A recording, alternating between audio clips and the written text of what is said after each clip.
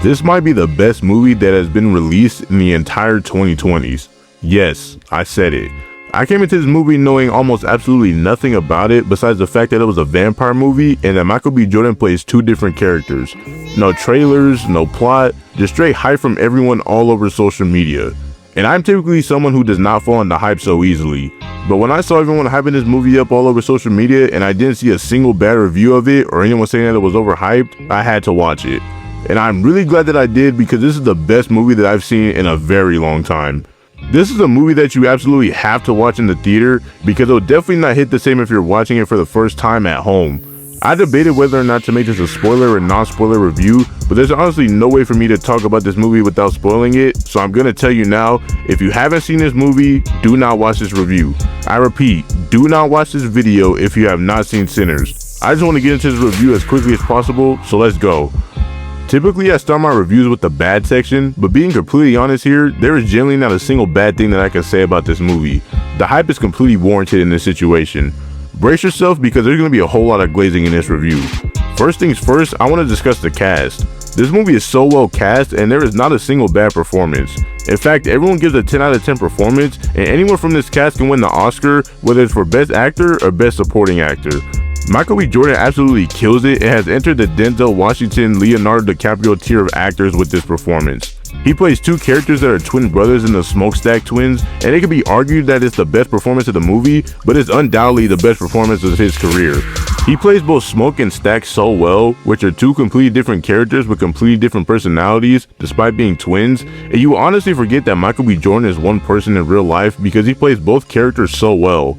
I think his range in this performance is also great because Stack dies later in the movie and he's forced to also play a villain as a vampire. It's insane how he's playing two different roles, but he has so much chemistry with himself. And the real main character of this movie, Sammy, played by Miles Caton, is in contention for the best performance in the entire movie, and it gets better when you find out that this is literally his first movie role of his entire career, and he did this well with all this other talent around him. He leads the most impactful scene in the entire movie, which I'll discuss later. His singing voice is actually insane as well, as he is only 20 years old and he sounds like a seasoned blues singer. Haley Steinfeld has a great performance as Stack's love interest Mary and has some of the freakiest and unexpected lines I've ever heard. Their chemistry is unmatched. Delroy Lindo, who plays Delta Slim, is probably my favorite character in the movie and is a perfect comic relief character. Wunmi Mosaku has a case for the Best Supporting Actress award as Smoke's love interest Annie, and the best performance in the movie would probably have to go to the villain of the movie Remick, played by Jack O'Connell, who is one of the scariest horror movie villains in cinema history, and I mean that. He plays him so well and he legit scared me with how unpredictable and convincing he was. If not one person wins an award for their performance in this film, then it's beyond rigged. Now let's talk about the overall story. I think this movie hits as hard as it does because it is an original story. This is easily Ryan Coogler's best film. The Black Panther and Creed movies are amazing, but this movie really showed his creative mind and storytelling. The movie takes place in 1932 in the South, and it is the perfect setting for this movie. It allowed it to be more than just a horror movie. If it were set in the modern world, I don't think it would work. They're able to include major elements like racism and the type of music that was popular at the time. The overall world building of this movie is amazing, as it is a fictional world that feels real and not overly done to make you believe that we're really in the 30s. We get the backstory of each character in the beginning and it feels organic and believable. You actually care about the characters and the relationships that they have with each other. The first half of the movie focuses on the world building and the characters, and it's not boring at all, and you're actually interested to see where this is gonna go. The theme of music is what drives the story, and it is done so well. Smoke is Stack buy a property to turn into a juke joint specifically for black people. Remick and the other vampires act as a hive mind, and it progresses the story as we later find out that the barn that the twins bought was basically a slaughterhouse, and the person who sold it to them was a leader of the KKK who was gonna kill them in the morning. Further tapping into the several layers of this film, showing that despite being free from slavery, they were never truly gonna be free. Some of the main and supporting characters at the club are musically inclined, but it is Sammy's voice and guitar that not only brings everyone together in the club, but it also lures the vampires because of how good his voice and music is. I love how the music is incorporated with the vampires, and it actually gives them a reason to want to kill, instead of them just being bloodthirsty for the sake of being vampires. The soundtrack itself is great, with a lot of original songs, and all the actors are actually singing the songs. The score by Ludwig Göransson is even better, as it starts off as nice and welcoming in the beginning, then it gets very dramatic and scary towards the end, then it completely mixes the two at the very end. The music gives us probably one of the greatest and most artistic movie scenes in cinema history. When Sammy starts singing, his song is mixed with many different types of music such as hip hop and rock, and it shows both the past and the future generations dancing in the club with them in one take as they literally burn the place down with their unification through music. In hindsight, it feels out of place, but it is a genius display of how blues music basically shaped every form of modern music and how it still lives on through the sound and things like sampling. It also goes into the whole concept of the film that music brings everyone together and lives on forever. It's also the inciting scene that gets the story rolling, as Sammy's voice is what attracts Remick.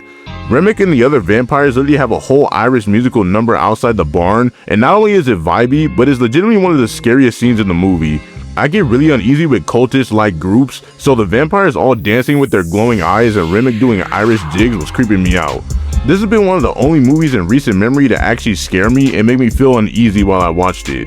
The part in the climax where Remick and the other vampires are saying the prayer while baptizing Sammy, while his fingers get noticeably longer, is probably the scariest scene in the whole movie because it starts to make him feel like a symbol for the devil rather than just a vampire.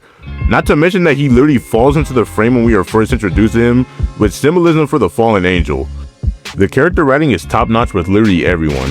Both Smoke and Stack are complete opposites, as Stack acts as more of the stern and protective brother, while Stack is more of the fun and laid back brother, but like I stated earlier, Michael B. Jordan plays both characters so well that you forget that he's one person in real life.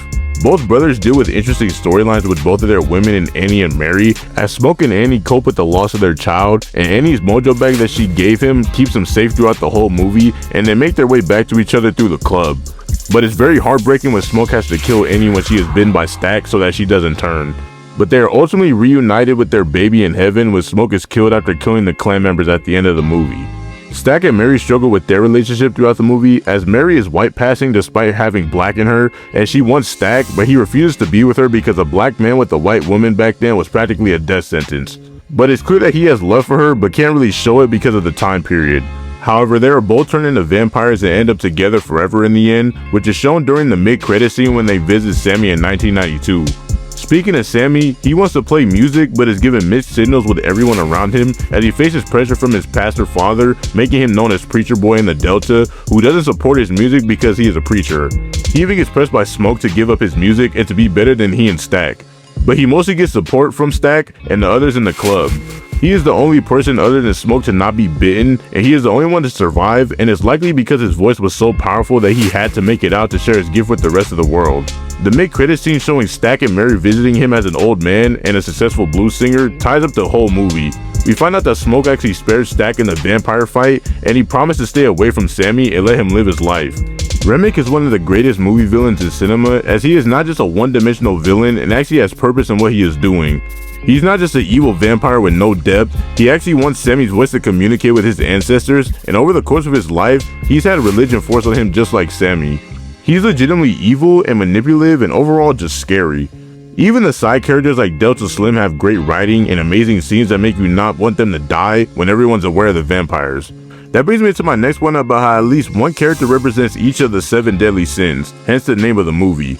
Stack represents greed, as he wants money by any means possible, hence his name Stack.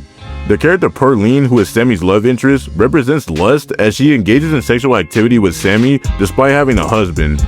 Delta Slim represents gluttony, as he is known as a drunkard who drowns all of his problems with alcohol, and he only agrees to join the twins at the juke in the first place because of the promise of beer and money. However, there is a really good scene where he tells the story of one of his friends who was lynched, and instead of drinking, to forget about that moment, he starts singing hymns, which is just another amazing display of the music theme of the movie. Smoke represents pride, as he has multiple occurrences of having an ego and makes some crazy decisions to protect his image. Grace is wrath, as she vows for revenge after her husband Bo is turned, and invites the vampires in order to kill Bo and protect their daughter, who Remick threatens to go after, as she doesn't really think about everyone else in the barn but herself. She basically gets everyone except Smoke and Sammy bitten, and she dies in the process. Sammy represents sloth, as he constantly rejects his father's views in religion and his warnings regarding the music. And of course, Remick represents envy, as he wants Sammy's music for himself in order to speak with his people. Now, everyone in the movie commits these sins and they overlap on each other, hence the name of the movie, Sinners. There is so much more symbolism and different topics that could be talked about and explored with this movie, but if I went into all of them, this review would be super long. This review is definitely shorter than my other ones, but that's honestly because there was no bad section and I spent the whole time talking about the good, which is literally the whole movie. I've seen this movie twice already and might even see it a third time when it comes out on IMAX again to get the full experience. Sinners is a perfect combination of many different genres to where it doesn't even feel like just a horror movie or just a vampire movie. I don't even think I can call it a horror movie. It's simply just a cinematic masterpiece. It is the perfect mix of great characters, great atmosphere, great music, great acting, and even great comedy. Movies like this are why I love film and why I'm currently studying film as a film major in college, because it's legitimately art in its purest form. This is one of the only movies I've ever seen in my life that I can legitimately call flawless and perfect. I have nothing bad that I can say about it or even point out because it is just that good. I haven't been able to stop thinking about it since I watched it, and through social media, I learned something new that I missed every day. So obviously, with all that being said, I give Sinners a 10 out of 10. Screw it, an 11 out of 10. This is not only the best movie of the year, but it is so far the best movie of the decade. I hope you guys enjoyed this review, and I hope you guys enjoyed the movie as much as I did. It's rare that we get movies like this. This is what we call a generational film that's definitely going to be talked about decades from now. But that's all I have for you guys, so I'll see you on the next one. Peace.